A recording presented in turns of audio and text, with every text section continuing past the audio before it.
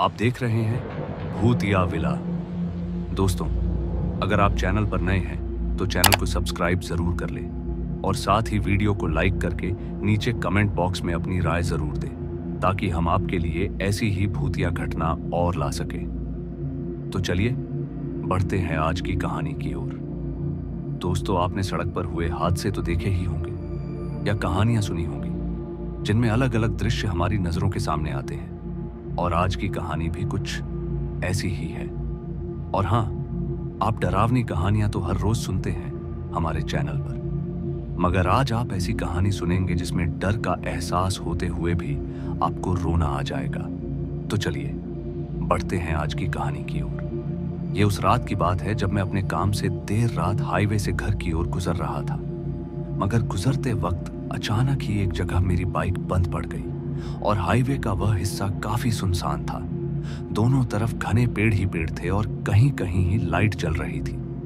फिर जब मैंने बाइक से उतरकर देखा तो पाया कि मेरी बाइक का अगला टायर बहुत ही बुरी तरह से फट गया है, जो कि मेरी समझ से बिल्कुल बाहर था कि आखिर यह कब और कैसे हुआ। मैं अब वहां से आगे कैसे जाऊंगा, यह मेरे लिए चिंता का विषय था। मैं ये सब सोच ही रहा था कि मुझे अचानक ही कुछ कुत्तों के भौंकने की आवाज आने लगी। वह बहुत जोर जोर से भौंक रहे थे। फिर जब मैंने पीछे पलटकर देखा तो पाया कि 4-5 कुत्ते एक छोटी बच्ची को घेरे हुए हैं और उस पर वो कुत्ते भौंके जा रहे हैं। यह देखते ही मैं तुरंत ही उस बच्ची को उन कुत्तों से बचाने के लिए उसकी ओर दौड़ा। मैंने कुत्तों को डराने के लिए बड़े से पत्थर उठा लिए और कुत्तों को भगाने की कोशिश करने लगा, मगर ना जाने क्यों वह सारे कुत्ते वहां से जा ही नहीं रहे थे। वह सारे कुत्ते अभी भी उसी बच्ची के पीछे पड़े थे, मगर जैसे ही उस बच्ची की नजर मुझ पर पड़ी तो वह तुरंत ही दौड़कर मेरे पास आ गई और मेरे पैर पकड़कर मेरे पीछे छिप गई। और कुछ देर बाद वह कुत्ते भी वहां से चले गए। उन कुत्तों के वहां से जाने के बाद मैंने उस बच्ची को सही से देखा। वह छोटी सी बच्ची तकरीबन 7 साल की लग रही थी और मुझे देखकर मुस्कुरा रही थी। मगर मैं यह सोचकर हैरान था कि आखिर छोटी सी बच्ची इस सुनसान जगह पर अकेली क्या कर रही है। इसलिए मैंने उस बच्ची से पूछा भी कि आप यहाँ इतनी रात को कैसे हो, मगर वह मेरी बातों का जवाब देने की बजाय मुस्कुराती रही। मगर तभी वह कुत्ते फिर से वापस आ गए और देखते ही देखते कई सारे कुत्तों ने हमें घेर लिया और हमारे ऊपर भौंकने लगे। उन कुत्तों का आक्रामक रूप देखकर मुझे भी डर लगने लगा था, मगर तभी वह लड़की मुझे डरता देख मेरे से बोलने लगी, यह कुत्ते ऐसे ही रोज मुझे तंग करते हैं। मैं जहां जाती हूं वहीं आ जाते हैं। डर की वजह से पहले मैं उसकी बातों पर ध्यान नहीं दे पाया, लेकिन फिर जब मैंने ध्यान दिया तो मैंने उस बच्ची से पूछा, आपके कहने का मतलब क्या है बेटा, रोज रोज से? मगर इससे पहले वह बच्ची कुछ बोलती कि अब वह कुत्ते धीरे धीरे हमारे और भी करीब आ गए। इसलिए अब मुझे समझ नहीं आ रहा था कि इन कुत्तों से कैसे बचा जाए। ऊपर से मेरी बाइक भी खराब हो रखी थी। ऐसे में एक आखिरी विकल्प भी नहीं बचा था।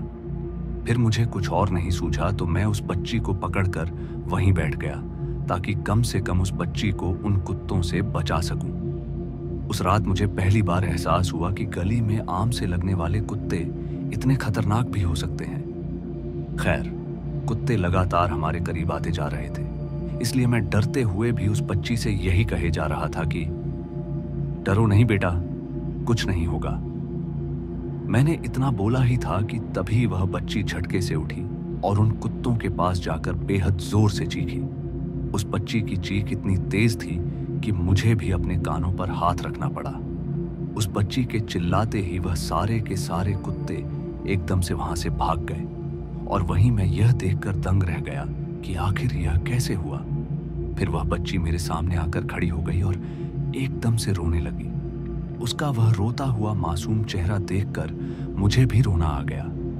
मैंने तुरंत ही उसे अपने गले लगा लिया और उसे यह दिलासा देने लगा कि अरे बेटा, डरने की कोई बात नहीं है, मैं हूं ना।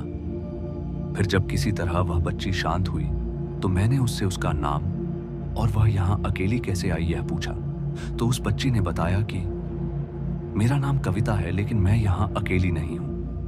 इस पर मैंने उससे पूछा, मगर यहाँ तो आपके अलावा कोई और है ही नहीं। इस पर वह बच्ची मेरी बाइक की ओर इशारा करते हुए बोली, वो देखो मेरा भाई है मेरे साथ।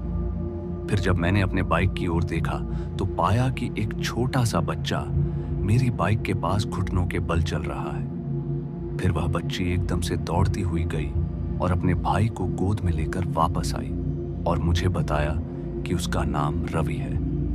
फिर मुझे यह सोचकर बेहद गुस्सा आ रहा था कि आखिर कौन लोग हैं जो अपने मासूम से बच्चों को ऐसे छोड़ देते हैं। फिर मैं उस बच्चे को अपनी गोद में लेते हुए उस बच्ची से पूछा कि लेकिन बेटा, आपके मम्मी पापा दिखाई नहीं दे रहे। इस पर वह थोड़ी उदास हो गई और फिर थोड़ी देर बाद वह बोली, मेरे मम्मी पापा हम दोनों को यहीं छोड़कर चले गए। उस बच्ची के मुंह से यह बात सुनकर मुझे यकीन नहीं हुआ, इसलिए मैंने पूछा, लेकिन क्यों बेटा? फिर उस बच्ची ने बताया कि मैं और मेरे मम्मी पापा और मेरा भाई इसी हाईवे से घर जा रहे थे कि तभी कुछ बदमाशों ने हमें घेर लिया। पहले तो उन्होंने मेरे मम्मी पापा को बहुत मारा और फिर मुझे और मेरे भाई को पकड़ लिया। मम्मी पापा चिल्लाते रहे, छोड़ दो मेरे बच्चों को और तुम्हें जो चाहिए वो ले लो, मगर वह लोग नहीं माने। पहले तो उन्होंने मेरे भाई को सड़क पर पटक कर मार दिया और फिर मेरी गर्दन दबाकर मुझे भी। यह सुनते ही मेरे हाथ पांव ठंडे हो गए और तभी मुझे एहसास हुआ कि मेरे हाथ गीले गीले हो गए हैं। जब मैंने अपने हाथों पर ध्यान दिया तो वह खून से भीगे हुए थे। दरअसल उस बच्चे के सर से खून निकल रहा था। फिर उस बच्ची ने आगे बोलते हुए कहा कि वह आज भी अपने मम्मी पापा के पास जाना चाहती हैं, मगर उन्हें ये समझ नहीं आता है कि वह जाए तो जाए कहाँ। ये सब सुनने के बाद अब मेरी सांसें तेज हो चुकी थीं और मेरे मुंह से कुछ भी नहीं निकल रहा था। तब उस बच्ची ने मेरी गोद में से अपने भाई को लेते हुए कहा, अब आप यहाँ से चले जाओ, यहाँ बहुत ही खराब लोग रहते हैं और अगर मेरे मम्मी पापा कभी मिले तो कह देना कि हम दोनों बहन भाई उनका यही इंतजार कर रहे हैं। ये बोलने के बाद वह बच्ची अपने भाई को गोद में लिए उस अंधेरे में खो गई। ना जाने क्यों मुझे अब डर की जगह बहुत रोना आ रहा था। मैं उन दोनों बच्चों के लिए बहुत ही दुखी था। खैर, फिर मैंने बाइक की टूल किट से बाइक का टायर सही किया। फिर बाइक स्टार्ट करने की कोशिश की तो बाइक भी स्टार्ट हो गई। बाइक पर चलते वक्त मैं इसी उम्मीद में था कि वह बच्चे मुझे दोबारा कहीं दिख जाए, मगर वह कहीं नहीं दिखे। आज भी जब कभी रातों में मैं कुत्तों को भौंकते हुए सुनता हूँ या देखता हूँ तो मुझे वह बच्ची और उसके भाई की याद आती है। मैं यही दुआ करता हूँ कि भगवान उनकी आत्मा को जल्द से जल्द शांति दे और ऐसा हादसा कभी किसी के साथ ना हो। तो दोस्तों, आज की इस कहानी में बस इतना ही, और मैं आपका दोस्त जल्द मिलूंगा एक ऐसी ही और डरावनी कहानी के साथ। धन्यवाद।